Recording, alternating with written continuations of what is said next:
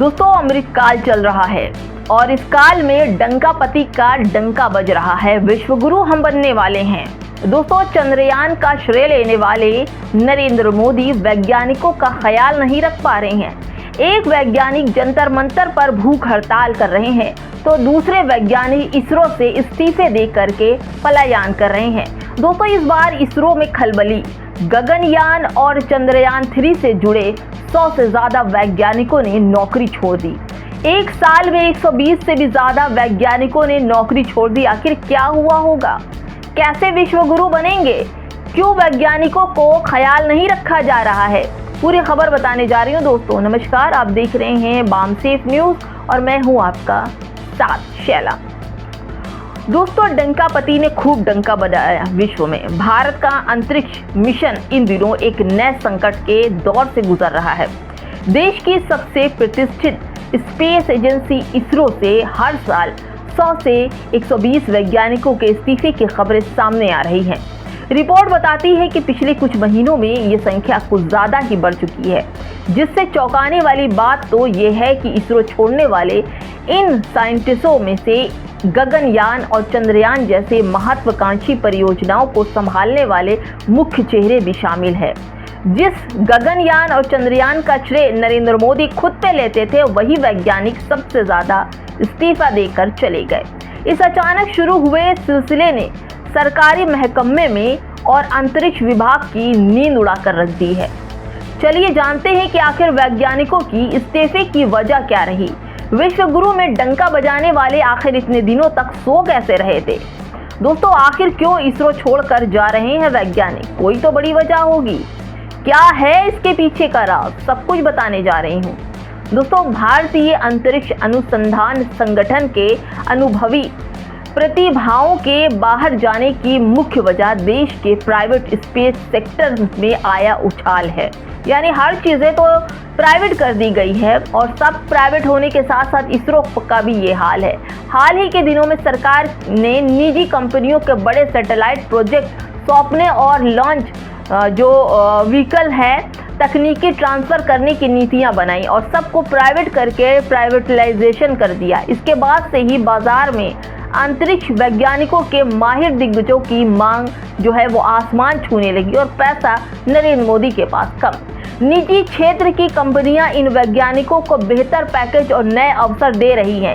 इसी आकर्षण की वजह से इसरो के नए होनहार और वैज्ञानिक सरकारी नौकरी छोड़कर कॉर्पोरेट स्पेस इंडस्ट्री का रुख कर रहे हैं। यानी कि जहां प्राइवेट है वहां पर पैसे ज़्यादा है, इसलिए सरकारी चीज़ें छोड़ दी जाती है, जिसका सीधा असर देश के बड़े प्रोजेक्ट पर देखने को मिल रहा है।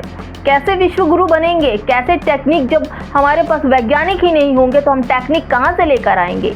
भारी संख्या में वैज्ञानिकों के जाने से मिशन पर संकट आ गया है। मिशन जो है वो अधूरा रह गया है। मिशन में देर हो रही है। दोस्तों आंकड़ों के लिहाज से अगर देखें तो इसरो के कुल 14,600 से अधिक काम करने वाले कर्मचारियों के मुकाबले इस्तीफा देने वालों की संख्या भले ही छोटी लगे, लेकिन इसका असर बहुत गहरा है।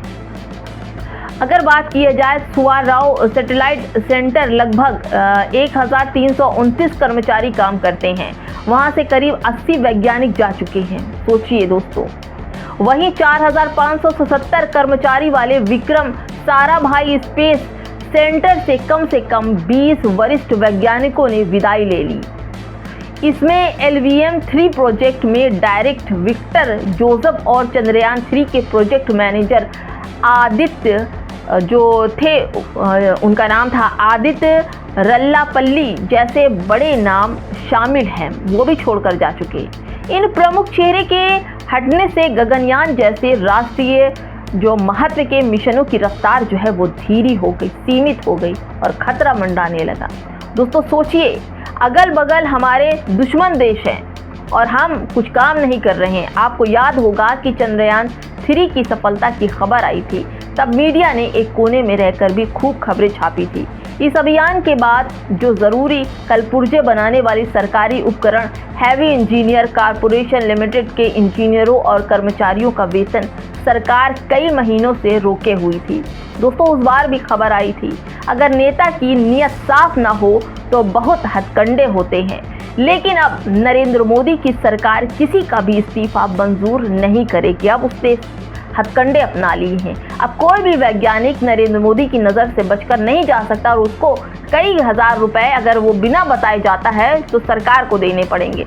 दूसरों, इसरो वैज्ञानिकों के इस्तीफे ना मंजूर होने पर जो VRS है वो मिलेगा, यानी कि 100 से 120 वैज्ञानिकों ने पिछले 1 साल में दिए गए इस्तीफे और उसके बाद के कई कारण सामने आए थे और इस कारणों से बताया जा रहा है कि उनकी जो पैसे की भरपाई है नहीं हो पा रही थी। कुछ कारण है जो मैं आपको बता रही हूँ। कारण है ना तो नई सोच को जगह मिल रही है, यानी कि गौमूत्र गोबर से उठेंगे तब तो हम नई सोच सकेंगे और वैज्ञानिकों तक पहुँचा सकेंगे।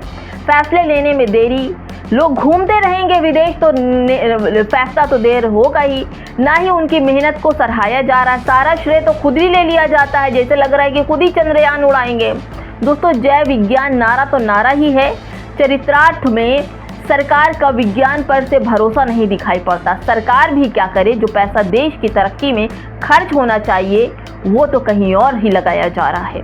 एक तरफ हम चीन, जापान जैसे देशों के मुकाबले की बात सोच रहे हैं, किंतु सोचने और उनको अमल में लाने में फ़र्क होता है। कई ऐसे वीडियोस आते हैं जहां बताया जाता है कि कैंसर का इलाज गौमूत्र से हो रहा है तो वैज्ञानिक और डॉक्टर की ज़रूरत ही क्या है। ये पैसा कहीं और खर्च हो रहा है, वैज्ञानिकों को देने से कोई फ़ायदा नहीं। जो वैज्ञानिकों को रिसर्च का पैसा ना मिलेगा तो आप सोचिए हम विश्व गुरु कैसे बनेंगे। टेलीप्रॉम्प्टर पढ़ के विश्व गुरु नहीं बना जा सकता। गौमूत्र गोबर से इलाज करके विश्व गुरु नहीं बना जा सकता, उसके लिए टेक्निक और नई सोच चाहिए। फिलहाल हर तरफ से घोटाले की खबरें हैं। सबका साथ सबका विकास की बात करने वाले बर्बाद हो चुके हैं और जो भाजपा का विकास है वो जल्द ही इन्हीं सब पे ख़त्म हो जाएगा।